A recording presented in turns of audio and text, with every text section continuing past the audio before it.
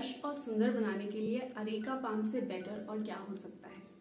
अगर आप अपने घर को एक जंगल ट्रॉपिकल वाइब देना चाहते हैं तो आप इस प्लांट को ओन कर सकते हैं। आप इस प्लांट को चाहे किसी भी स्पेस पे लगाइए, ऑफिस हो, घर हो, रिजॉर्ट हो, कहीं भी, ये उसकी वाइब भी चेंज कर देता है। पर ज़्यादातर शिकायत ये रहती है कि इस प्लांट की केयर करना बहुत मुश्किल है। या तो इसके एंड्स ब्राउन हो जाते हैं या फिर लीव्स ब्राउन होने लगती हैं, पीली पड़ने लगती हैं। तो आज हम इन्हीं चीज़ों के बारे में बात करेंगे।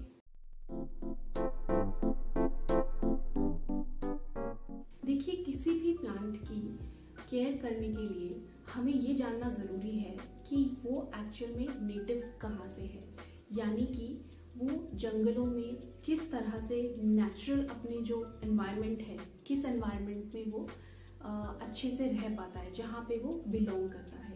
अरेका पाम नेटिव है ईस्टर्न मैडागास्कर के रेन फॉरेस्ट से, जहाँ पे ह्यूमिडिटी लेवल बहुत ज़्यादा हाई होता है, लगभग 80 से 90% तक। और ये क्योंकि ओशन के पास में होता है तो वहाँ पे ह्यूमिडिटी लेवल हमेशा बना रहता है।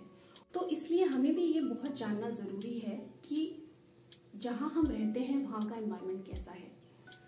जैसे कि हमारे इंडिया में बहुत तरह के सीजन्स होते हैं, हर तरह का सीज़न आता है, लेकिन ये भी डिपेंड करता है अलग अलग जगह पे। जैसे कि अगर आप साउथ इंडिया में रहते हैं तो इसका ध्यान रखना थोड़ा इजी है क्योंकि वहाँ पे ह्यूमिडिटी लेवल बना रहता है। लेकिन अगर आप नॉर्थ इंडिया में रहते हैं, जैसे कि मैं राजस्थान में रहती हूँ, वहाँ पे गर्मियों में टेम्परेचर 45 डिग्री से भी ऊपर चला जाता है, इसलिए गर्मी में इसकी केयर करना थोड़ा मुश्किल होता है।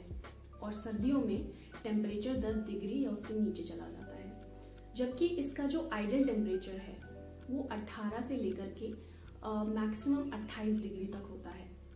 लेकिन फिर भी ये हायर टेम्परेचर्स में सरवाइव कर जाता है अगर हम कुछ चीज़ों का ध्यान रखेंगे तो।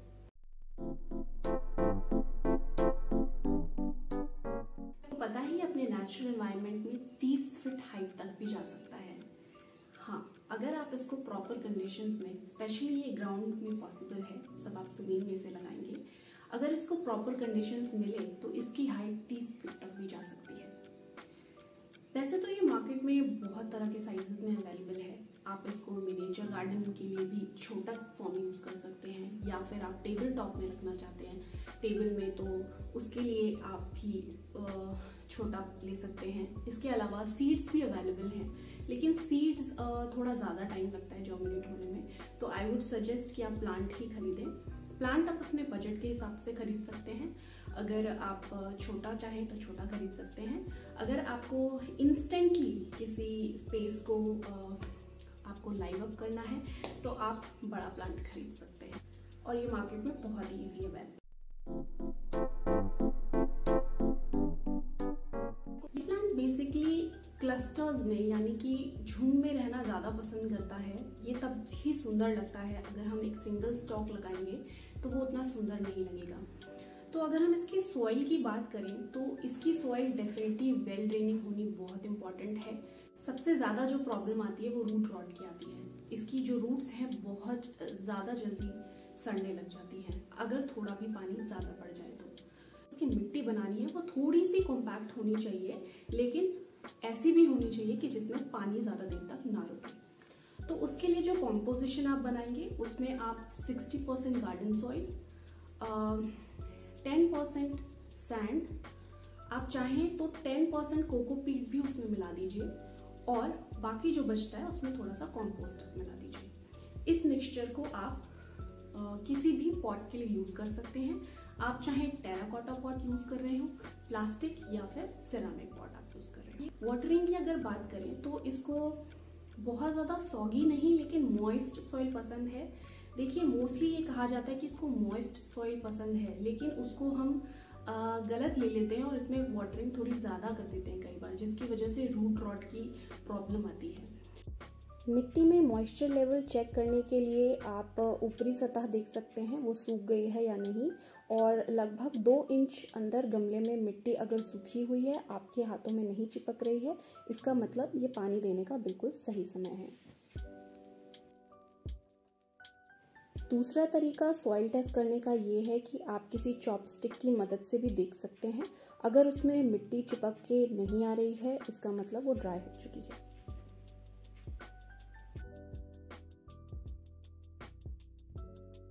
सिमिलरली अगर यहाँ आप दूसरे गमले में देखें तो यहाँ पे मिट्टी अभी मेरे हाथों में चिपक रही है। इसका मतलब कि इसको अभी पानी देने का सही समय नहीं है। मुझे 2 या 3 दिन के लिए वेट करना होगा इसे पानी देने के लिए। क्योंकि गर्मियाँ आ रही हैं तो इसके लिए मैं आपको एक टिप देना चाहूँगी, क्योंकि मुझसे ये गलती हो चुकी है फॉर वाटरिंग की। तो मैं आपको एक टिप देना चाहूँगी कि क्योंकि गर्मियों में हमारे घर में फैंस ऑन रहते हैं, AC ऑन रहते हैं, जिसकी वजह से बहुत ज़्यादा ड्राई एनवायरनमेंट हो जाता है। तो जो पंखे जब चलते हैं तो मिट्टी जो ऊपर की सतह की मिट्टी है वो जल्दी सूख जाती है और हमें लगता है कि गमले की मिट्टी सूख चुकी है, लेकिन एक्चुअल में अंदर वो गीली होती है। तो सबसे पहले सॉइल टेस्ट ज़रूर करें, उसके बाद ही उसमें पानी दें। लाइट की अगर बात करें तो जैसा कि जो इसकी आइडियल कंडीशन है, वैसे तो ये सनलाइट में भी ग्रो कर जाता है। आप अगर इसको फुल सन में रखेंगे ये तब भी रहेगा, क्योंकि हमने बात की कि ये ट्रॉपिकल रीजन्स में है तो वहाँ पे फुल सनलाइट ही होती है। लेकिन इसमें देखिए 2 चीज़ें होती हैं। फुल सनलाइट में रख रहे हैं बट टेम्परेचर क्या है, टेम्परेचर पे भी डिपेंड करता है। यानी कि सर्दियों में अगर हम इसे फुल लाइट में रखेंगे तो ये अच्छे से सर्वाइव कर जाएगा। लेकिन अगर बहुत ज़्यादा जब गर्मियाँ होती हैं, जैसा कि 40 से 45 डिग्री जब टेम्परेचर हो जाता है, तो फुल सन में रखेंगे तो इसकी लीव्स बर्न होना शुरू हो जाएंगी, या फिर जो इसके एजेस हैं वो ब्राउन होना शुरू हो जाएंगे, या फिर आपने देखा होगा कि पीली कलर की स्टॉक हो जाती है।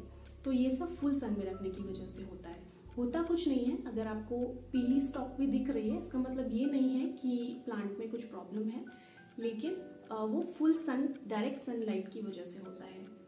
तो अगर इसकी आइडियल कंडीशन की बात करें तो ब्राइट इनडायरेक्ट लाइट इसके लिए सबसे बेस्ट होती है, पर आप चाहें तो इसको मीडियम लाइट में भी रख सकते हैं। जैसा कि मैंने भी इसको मीडियम लाइट में रखा हुआ है अपने घर में, लेकिन सिर्फ उसमें एक कंडीशन है कि आप इसको रोटेट करते रहें, या फिर हर 15 दिन में, 15 से 20 दिन में एक बार बालकनी में या किसी ओपन एरिया में ले जा करके अच्छे से इसको सनलाइट सोक करने दें। थोड़े टाइम के लिए उसको बाहर रख दें, 1-2 दिन के लिए, और उसके बाद दोबारा उस प्लेस पे रख दें। तो ये तरीका है अगर आप मीडियम लाइट में रखना चाहते हैं, ये तब भी थ्राइव करेगा। इसके प्रोपोगेशन का एक ही तरीका है कि जब भी आप इसको रिपोर्ट कर रहे हो तो आप इसको डिवाइड कर सकते हैं, क्योंकि ये साइड शूट से इसके पप्स निकलते हैं, तो उसको आप अलग करके और उसे प्रोपोगेट कर सकते हैं। अगर हम रिपोर्टिंग की बात करें तो इसको ज़्यादा रिपोर्टिंग की ज़रूरत नहीं पड़ती है। मोस्टली ये रूट बाउंड होना ही पसंद करता है अपने पॉट में, तो इसीलिए इसको बहुत ज़्यादा बड़े पॉट में भी रिपोर्ट ना करें। अगर आप रिपोर्टिंग कर रहे हैं तो 2 इंच या 2 से 3 इंच बड़ा साइज ही ले और उसमें इसकी रिपोर्टिंग करें। प्रूनिंग की अगर हम बात करें तो इसको बहुत ज़्यादा प्रूनिंग की ज़रूरत नहीं है। सिर्फ जो पुराने जो लीव्स हो जाते हैं, येलो लीव्स हो जाते हैं, उनको आप प्रून कर सकते हैं। और इसको प्रून करते समय ये ध्यान रखिए कि इसको पूरी तरह से नीचे से प्रून ना करें। जो नीचे जो आप ये सूखा हिस्सा जो देखते हैं, ड्राई जो हिस्सा होता है, इसको अगर आप बचा के रखेंगे तो वो सही रहेगा, क्योंकि वो जो न्यू ग्रोथ आती है वो इसके नीचे से ही निकल के आती है और वो उसको सपोर्ट करता है, हेल्प करता है। तो इसलिए इसको पूरी तरह से निकालना ज़रूरी नहीं है।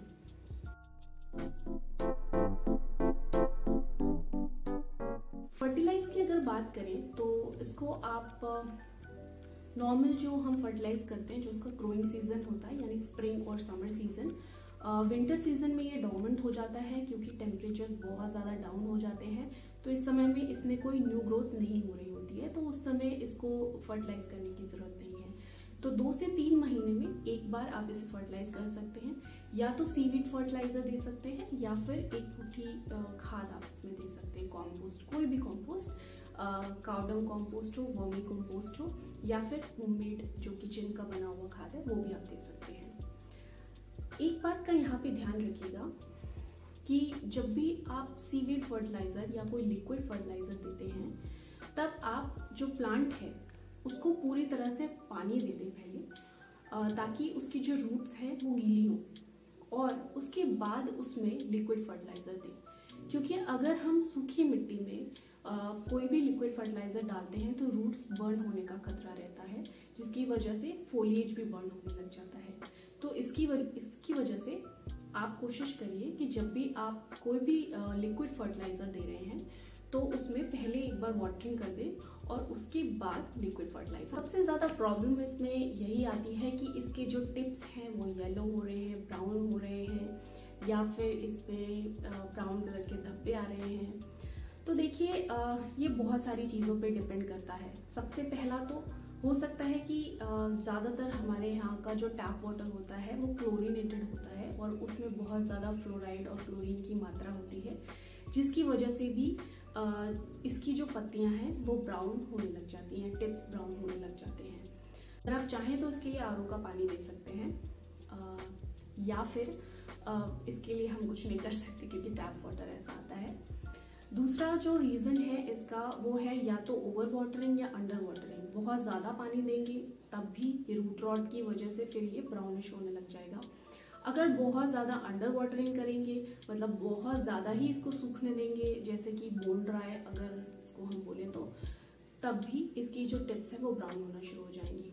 तो जो मिट्टी का जो मॉइस्चर लेवल अगर आप बना के रखेंगे तो इसकी पत्तियाँ जल्दी ब्राउनिश नहीं होंगी। दूसरा, इसमें जो स्पॉट्स आते हैं, ब्राउनिश स्पॉट्स, वो भी नॉर्मल इन्हीं किसी वजह से होती है जो कि जस्ट नॉर्मल है। तो देखिए, कोई भी प्लांट हो, ज़्यादा स्ट्रेस लेने की ज़रूरत नहीं है, क्योंकि प्लांट्स को हम स्ट्रेस भगाने के लिए रखते हैं, ना कि स्ट्रेस में रहने के लिए। तो अगर इसकी लीव्स ज़्यादा ब्राउन हो रही हैं, टिप्स ब्राउनिंग हो रहे हैं और आपको नहीं समझ आ रहा है, दैट्स ओके। समय के साथ आपको ये रखना आ जाएगा, आपको समझ में आ जाएगा कि आपको कितना पानी देना चाहिए। मीनवाइल जो भी इसके ब्राउन टिप्स हैं, आप इसकी ग्रूमिंग भी इजीली कर सकते हैं। आप इसको एजेस से काट करके इसकी ग्रूमिंग कर दीजिए, साइज में एक जैसा, और ये ग्रीन और फ्लरिश और अच्छा लगने लगेगा। होप ये वीडियो आपको हेल्प करेगा आपके अरेका पाम को लश और ब्यूटीफुल बनाए रखने के लिए। हैं नेक्स्ट वीडियो में। Happy gardening.